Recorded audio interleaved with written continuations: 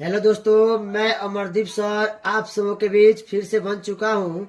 मैंने वादा किया था कि आप लोगों को 5 दिसंबर से लेकर 10 फरवरी के बीच मैं अपना क्रैश कोर्स लेके आ रहा हूँ।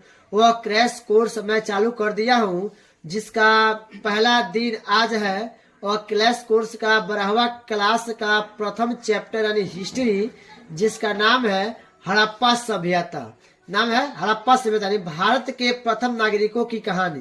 यानी वो भारत देश है जो प्रथम नागरिक की कहानी है। जैसे फर्स्ट नंबर चैप्टर का सबसे पहले मैं ऑब्जेक्टिव लेके आ रहा हूँ, एमसी की क्वेश्चन, और इसके बाद मैं लॉन्ग क्वेश्चन शॉर्ट क्वेश्चन लेके आऊंगा। और मेरा जो क्वेश्चन है VVI क्वेश्चन है, ये बहुत अनुभवी टीचर के द्वारा ये तैयार किया हुआ नोट्स है। कृपया आप इसे जरूर पढ़ ले ताकि एग्जाम में आपको किसी प्रकार की दिक्कत ना हो।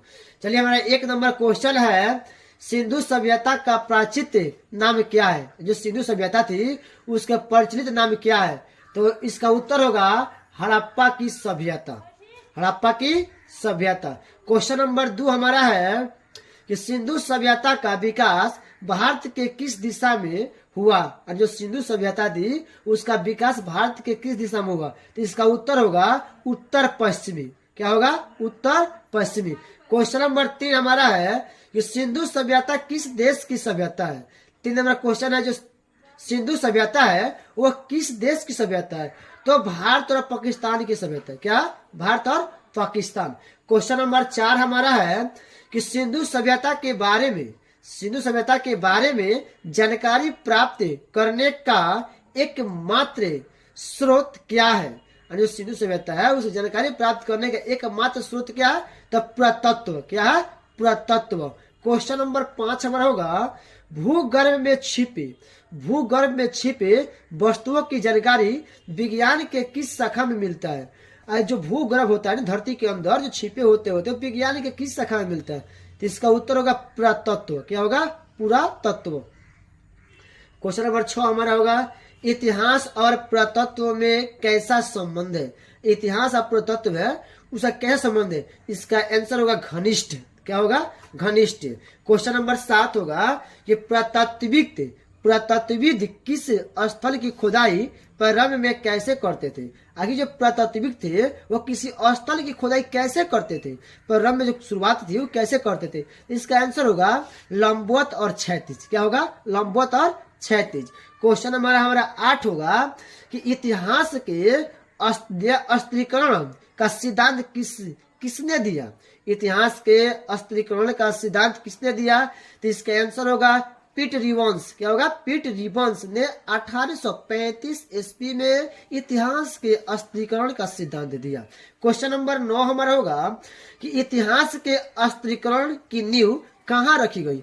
आखिर जो इतिहास की अस्त्रीकरण है इसका नींव कहाँ रखी गई? तो इसका आंसर होगा मिस्र में। कहाँ? मिस्र एक देश है, मिस्र रखी गई। क्वेश्चन नंबर 10 जो हमारा है, हड़प्पा सभ्यता की आकृति कैसी थी? आखिर जो हड़प्पा सभ्यता थी उसका आकृति कैसा थी? तो दिया कि भुजकार का दिया, त्रिभुजकार का दिया, इसका होता है त्रिभुजकार। क्वेश्चन नंबर 11 हमारा है, हड़प्पा में पुरातत्व विभाग की स्थापना कब हुई? जो हड़प्पा भारत में पुरातत्व विभाग की स्थापना कब हुई? 1861। भारत में पुरातत्व विभाग की स्थापना 1861। क्वेश्चन नंबर 12 पे चलेंगे। क्वेश्चन नंबर हमारा 12 होगा, एशियाटिक सोसाइटी की स्थापना किसने और कब किया? जो एशियाटिक सोसाइटी है इसकी स्थापना किसने और कब किया? तो इसका आंसर होगा 15 जनवरी 1784। 15 जनवरी 1784 को विलियम्स जोन्स ने कोलकाता में, जिसका आंसर होगा 15 जनवरी 1784 को विलियम्स जोन्स ने जो कोलकाता में किया था।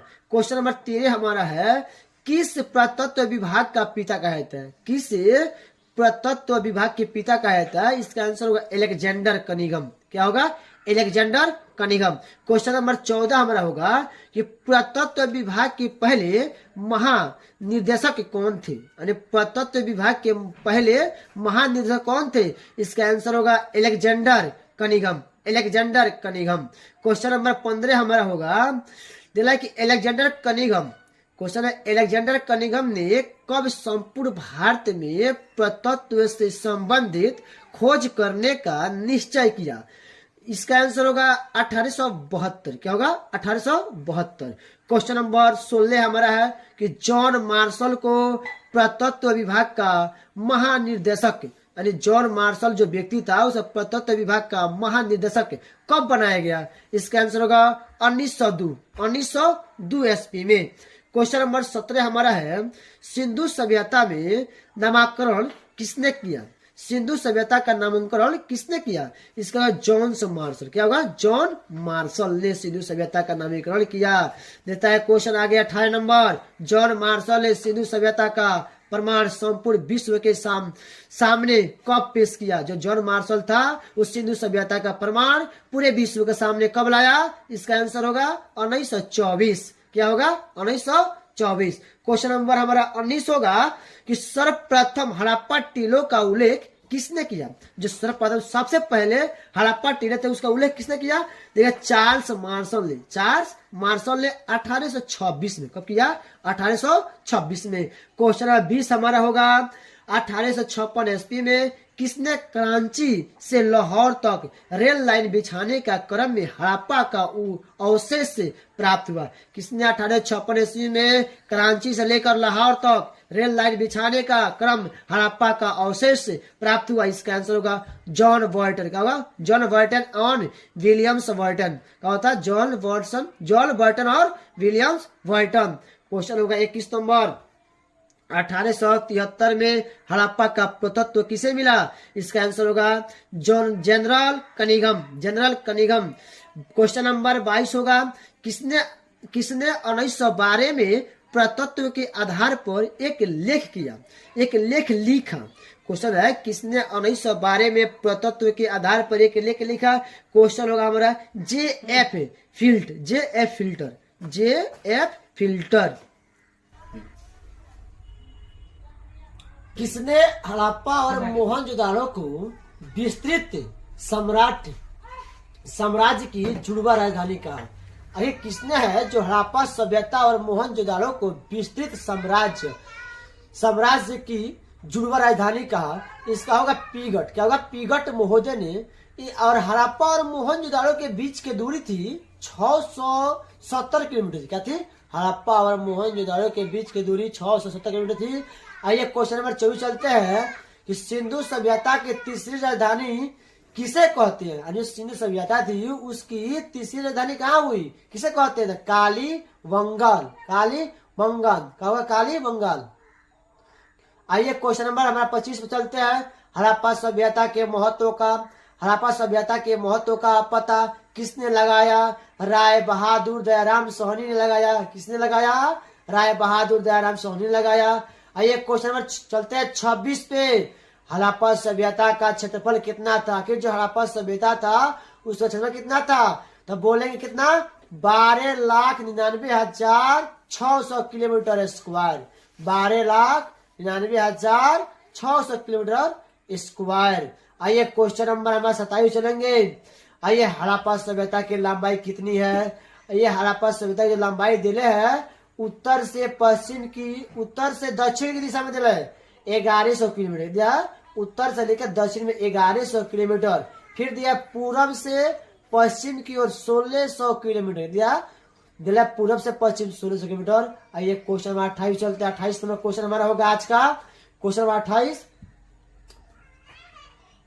पे होगा हमारा कि 28 नंबर क्वेश्चन होगा। 28 नंबर क्वेश्चन हमारा दिया, हड़प्पा सभ्यता की उत्तरी स्थल कौन है? हड़प्पा सभ्यता के उत्तरी स्थल कौन है?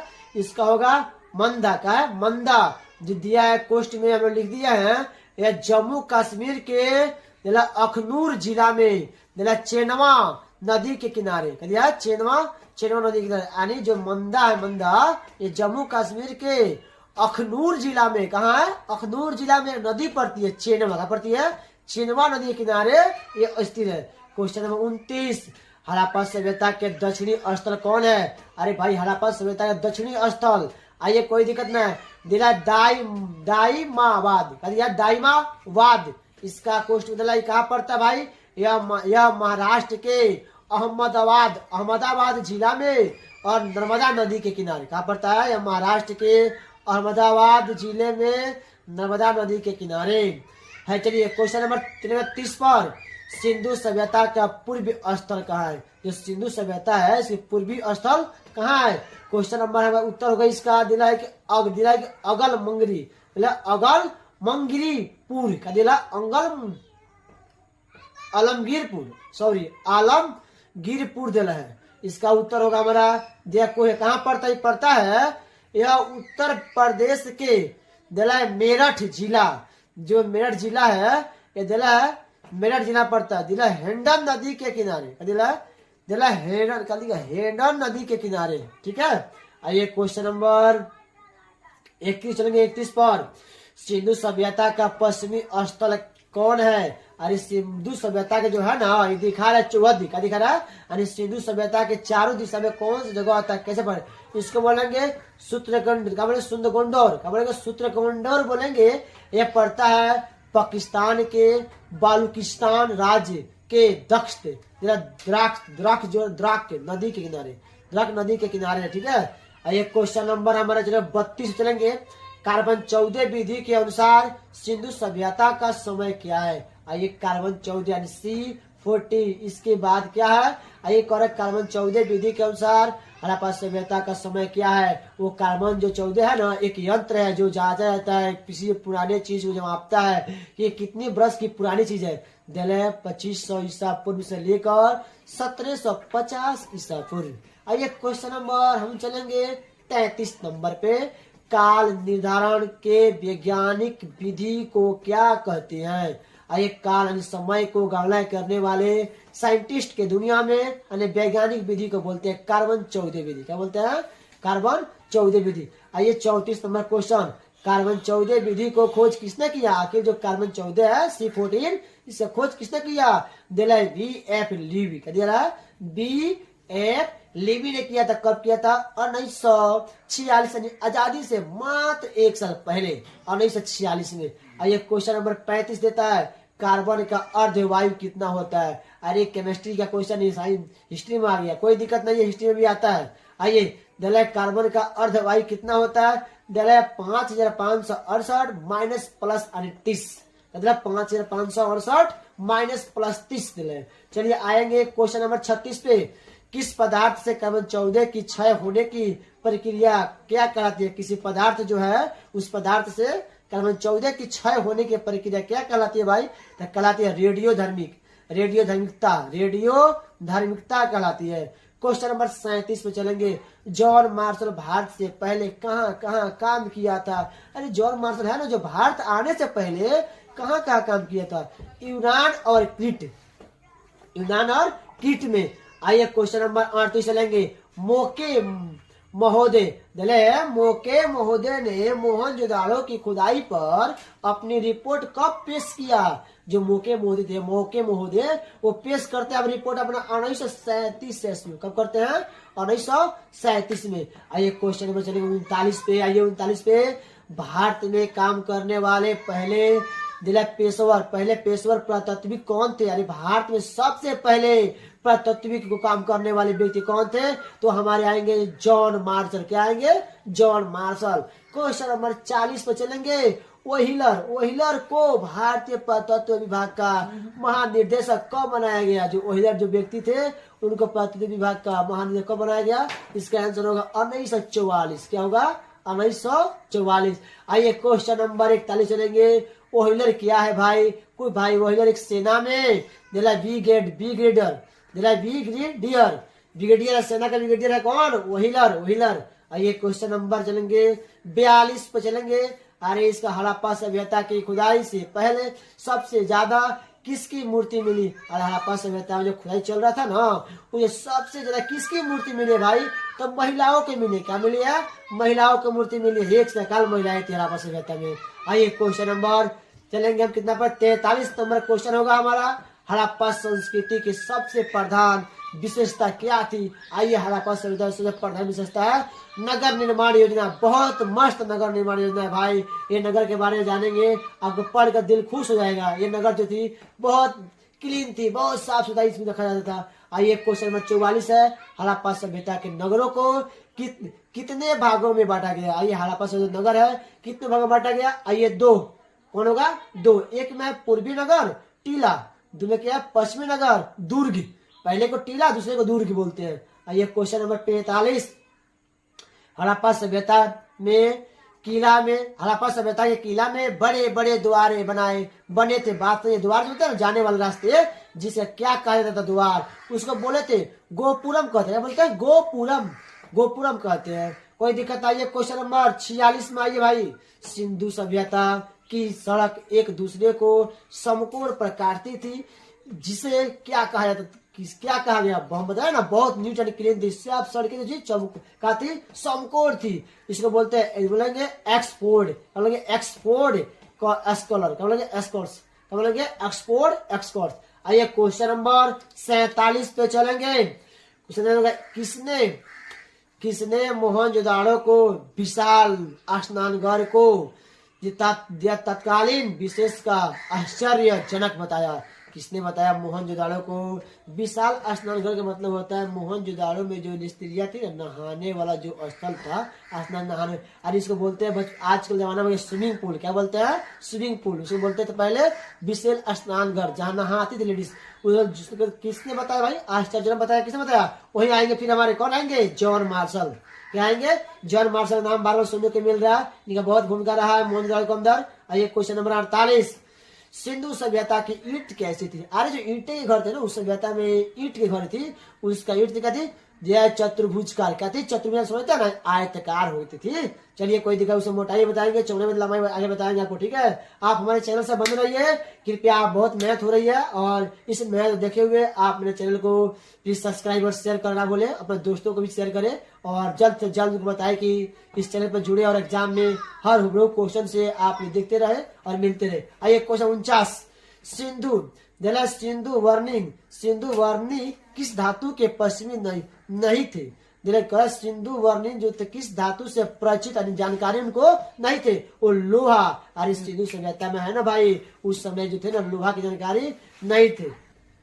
चलिए आइए 50 नंबर क्वेश्चन पे बने रहिए। दिया है कि सिंधु सभ्यता में किस प्रकार के भवन नहीं मिले। अरे सिंधु सभ्यता उसमें किस प्रकार के भवन नहीं मिले, मंदिर और क्या चीज, राजप्रसाद, बोलता है मंदिर और राजप्रसाद देखने को नहीं मिला, ठीक है, इसलिए बता रहा है नहीं मिले। आइए क्वेश्चन नंबर 51 पे चलेंगे। सिंधुवासी कर किस रूप में देते थे। जो सिंधुवासी थे अपना कर किस रूप में देते थे भाई, बता, मालूम अगर उस टाइम वस्तु विनिमय प्रणाली थी तो वस्तु देते थे, और वस्तु अनाज के रूप में, क्या अनाज के रूप में देते थे भाई। आइए क्वेश्चन नंबर 52 पे चलेंगे। विद्वानों के अनुसार सिंधु सभ्यता का प्रशासन किसके हाथों में था। आइए विद्वान जो थे, पढ़े लिखे लोग थे उस सभ्यता में, उसके अनुसार ये सभ्यता प्रशासन चलाने किससे, व्यापारी, कहते व्यापारी में थे, आती प्रशासन उसके हाथ में थे, व्यापारियों के। आइए क्वेश्चन नंबर 53, सिंधु सभ्यता का परिवार कौन था, कैसा था भाई, सॉरी, सिंधु सभ्यता परिवार कैसा था। मातृ सस्ता तक। ये क्वेश्चन 54 नंबर, सिंधु सभ्यता का स्वरूप कैसा था, नगरीय और शहरीय सिंधु सभ्यता की सभ्यता थी। चलिए ये स्वरूप था। क्वेश्चन नंबर 55, सिंधु सभ्यता के इतिहास के किस श्रेणी में रखा गया। अरे भाई सिंधु सभ्यता जो इतिहास है किस श्रेणी में भाई, तो अर्ध इतिहास, क्या बोलते हैं इसको, अर्ध इतिहास के श्रेणी में रखा गया है।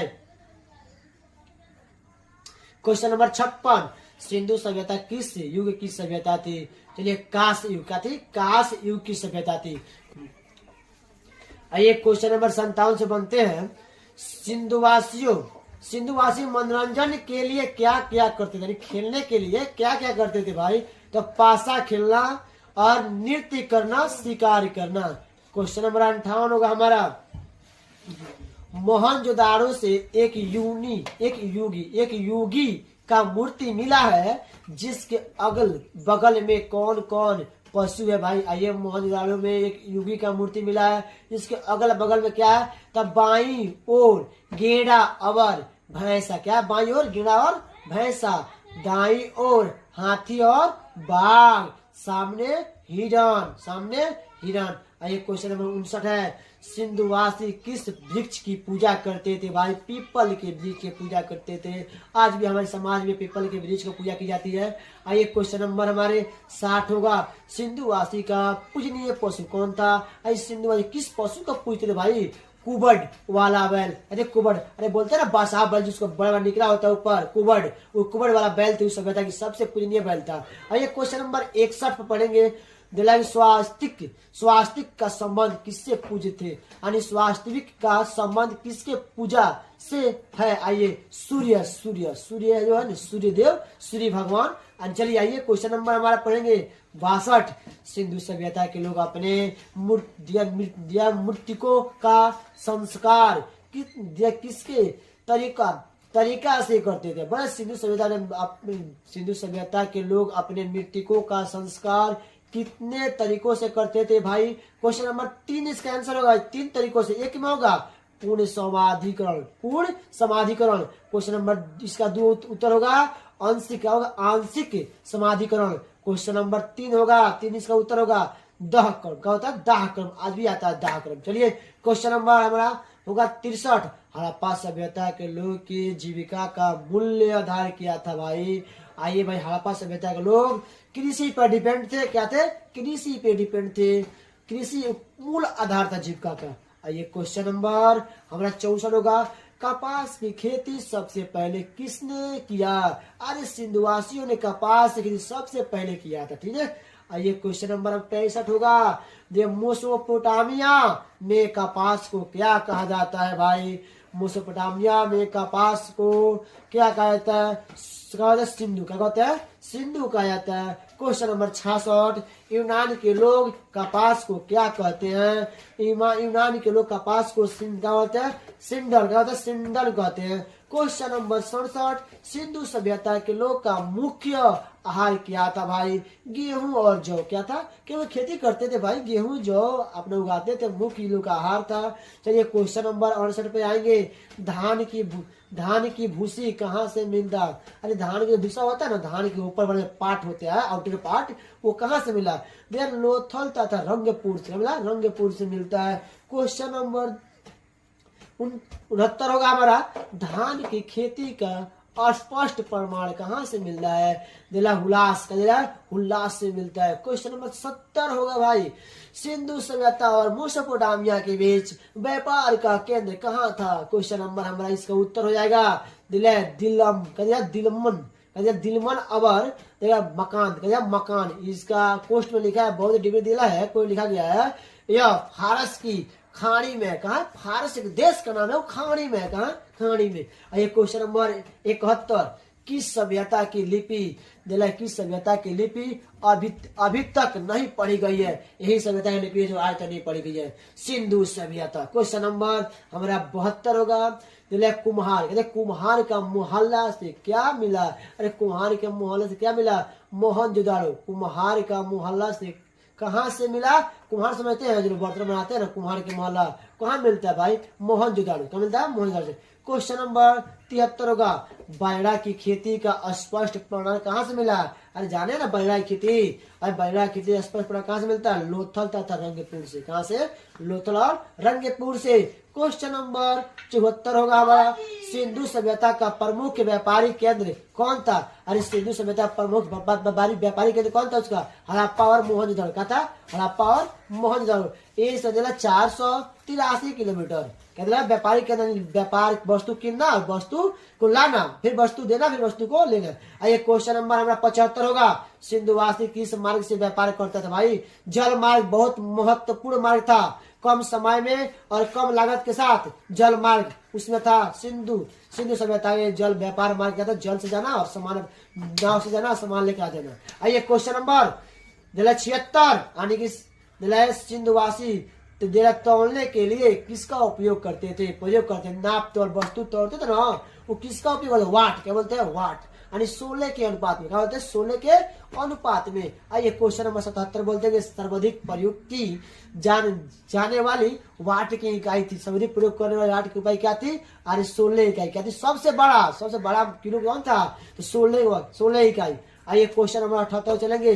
सिंधुवासी नापने के लिए किसका प्रयोग करते थे? नापने के लिए गंज का प्रयोग करते, गंज। आइए गंज का प्रयोग करते थे। आइए क्वेश्चन नंबर हमारा हो जाएगा 79। हड़प्पा सभ्यता के निर्माण कौन थे? एक हड़प्पा सभ्यता के निर्माता कौन थे? निर्माता आइए द्रविड़ जाति के लोग। हड़प्पा सभ्यता के निर्माता कौन थे? तो भाई हदिया द्रविड़ जाति के लोग कौन थे? द्रविड़ जाति के लोग थे। क्वेश्चन नंबर हमारा होगा 80। सिंधु सभ्यता की लिपि कैसी थी भाई? तो ये दिया भाव चितनात्मक। क्या थी? भाव चितनात्मक इसकी लिपि थी। क्वेश्चन 81, कासा क्या था? कासा क्या है? कासा क्या था? आइए दिलाए उसका उत्तर होगा कासा क्या था? एक दिलाए कि मिश्र धातु है जो तांबा और टीन के मिलाने से बनता है। एक कासा जो है ना, केमिस्ट्री में पढ़ा गया है। कासा क्या है? तो एक धातु क्या है? धातु जो तांबा और टीन के मिलने से बनता है। क्वेश्चन 82 मेसोपोटामिया के अभिलेख से सिंधु सभ्यता को क्या कहा जाता है? कहा गया भाई मेसोपोटामिया जो अभिलेख मिला उसे सिंधु सभ्यता क्या कहा गया? मेलुहा। मेलुहा जो है नाविकों का देश। क्या बोलता? नाविकों का देश। भाई नाविक जो थे वस्तु लाते थे, उतरते थे बंदरगाह पे। आइए उसे क्वेश्चन 83, सिंधु सभ्यता के मोहर किसकी बनी थी? अरे सिंधु सभ्यता जो मोहर थी ना किसकी बनी थी भाई? टेरकोटा धार एवं धातु की। टेरकोटा एक पदार्थ है और धातु की बनी थी। मोहर से मतलब मोहर। चलिए आगे क्वेश्चन नंबर 84, बंदरगाह का प्रमाण कहाँ से मिला? बंदरगाह से वही आगे क्वेश्चन, वही जहाँ जाके नाव रुकता है वस्तु लेकर, लोथल। क्या बोलते हैं? लोथल से मिला है। आइए क्वेश्चन नंबर 85, सिंधु सभ्यता के अभी तक कितना वाट मिला है? अरे सिंधु सभ्यता अभी तक कितना वाट मिला है भाई? 150। क्या बोलते हैं? 150 वाट मिला है। आइए क्वेश्चन नंबर 86, सबसे बड़ा वाट कितने ग्राम का था? सबसे बड़ा वाट 1375 ग्राम क्या था? 1375। अरे उसने बोल दिया सबसे बड़ा वाट 16 ग्राम। सबसे बड़ा वाट हुआ 1375। ठीक है, कोई दिक्कत नहीं। चलिए क्वेश्चन नंबर 87 होगा, सबसे छोटा वाट कितने ग्राम का था? सबसे छोटा वाट आई दिला 0.87 ग्राम का। 0.87 ग्राम का सबसे छोटा और सबसे बड़ा वो वाला। आइए क्वेश्चन नंबर 88 होगा हमारा, एक शेर बराबर कितना दिला घंटक होता है? यानी एक शेर बराबर कितना घंटक होता है भाई? दिला एक क्या होता है? 10 10। आइए क्वेश्चन नंबर हमारे दिला 89, 1 रुपया बराबर कितना आना होता है? 16 आना। ये देहात की बोल बोला था 1 रुपया 16 आना। कोई दिक्कत ना है, इस घबराने की जरूरत नहीं है। चलिए क्वेश्चन कुछ कर चुका है और ये क्वेश्चन हम आएंगे 92 का। आएंगे 92 में क्वेश्चन आएंगे, किसका अर्थ मृतकों का टीला होता है? किसका अर्थ मृतकों का टीला होंगे? मोहनजोदड़ो का मृतकों का टीला माटियों का ढेर। और ये क्वेश्चन नंबर आता है हमारा 93, किसे सिंध का बाग कहा जाता है भाई? मोहनजोदड़ो को सिंध का बाग कहा जाता है भाई। कोई दिक्कत नहीं है। आइए क्वेश्चन नंबर 94, आप बने रहिए और कृपया मेरे चैनल को सब्सक्राइब शेयर करना ना भूले और अपने फ्रेंड बता दीजिए ताकि इस चैनल जो है आपको प्रत्येक चैप्टर को लेकर ऑब्जेक्टिव सब्जेक्ट लेकर आएगा। और आप बने रहिए हमारे चैनल को सब्सक्राइब कर लीजिए। एडी की ऑनलाइन क्लासेस। आइए क्वेश्चन नंबर आएंगे 94 पे, हड़प्पावासी सिंचाई के लिए किसका प्रयोग करते थे? सिंचाई समझते ना, खेतों में पानी पटाने के लिए भाई नहर और तालाब प्रयोग करते। चलिए आइएगा हमारे क्वेश्चन आप पंचरे बन रही है। पंचरे क्वेश्चन दिया है कि मोहनजोदड़ो की खुदाई कब और किसने कराया? आइए कोई दिया क्वेश्चन 1922 में रखल दास बनर्जी यानी शॉर्टकट आरडी बनर्जी। आइए क्वेश्चन नंबर हमारे 96 पे दिलाई के मोहनजोदड़ो कहाँ है भाई? पाकिस्तान के सिंध राज्य के लरकाना जिला में सिंधु नदी के किनारे ये मोहनजोदड़ो है, अभी पाकिस्तान में। ठीक है, आइए क्वेश्चन 97, मोहनजोदड़ो की खुदाई से क्या क्या मिला है भाई? मोहनजोदड़ो खुदाई से मिला है विशेष प्रकार से मिली। एक दिया पुजारी का सर मिला, कोमा मोमबत्ती की सच्चा, कोमा का दिले कासस की नृत्य काश की नर्तकी और दिले सभागार दिले सीप का पैमाना, सूती कपड़ा का अवशेष और पानी का जहाज, कुमा शिलाजीत, कुमा मेसोपोटामिया, कुमा मोहरे, कुमा हाथी के दांत के तराकुंज। दिला क्वेश्चन पशुपति का चित्र वाली मुर्दा तथा विशाल स्नानघर और अनागर। स्नानघर में नहाने वाला और अनागर में जहाँ बगा होता है अपने अनाज को इकट्ठा करते हैं। आइए क्वेश्चन नंबर आएंगे 98 पे। सिंधु सभ्यता का सबसे बड़ा शहर कौन है भाई? मोहनजोदाड़ो भाई, मोहनजोदाड़ो सिंधु से सबसे बड़ा कहा शहर है। आइए क्वेश्चन नंबर 99 पर, सिंधु सभ्यता का सबसे बड़ा भारतीय स्थल कौन है भाई? तो वही होगा धोलावीरा, धोलावीरा, धोलावीरा, धोलावीरा बोलते हैं। आइए क्वेश्चन नंबर 100 पे आएंगे। कांसा किन नर्तकी की मूर्ति कहाँ से मिली है? अरे मोहनजोदाड़ो से, मोहनजोदाड़ो से मिला है। क्वेश्चन नंबर 101 पे चलेंगे सेंचुरी रखते हुए। चलिए 101 पाएंगे। देखिए हड़प्पा की खुदाई कब और किसने कराई? हड़प्पा 1921 ईस्वी में दयाराम सहनी, राय बहादुर दयाराम सहनी कराते। कोई दिक्कत, नाम दोनों सेम ही है, ठीक है। दयाराम सहनी भी हो सकता है और दयाराम राय बहादुर भी हो सकता है, ठीक है, कोई दिक्कत नहीं है। क्वेश्चन नंबर 102 पर, हड़प्पा क्या है भाई? हड़प्पा क्या है भाई? कोई दिक्कत नहीं। हड़प्पा कहाँ है? कोई दिक्कत नहीं है। देखिए हड़प्पा का, हड़प्पा है पाकिस्तान के पंजाब राज्य का, पाकिस्तान के पंजाब राज्य के दिला है का दिला, उसको पढ़ेंगे।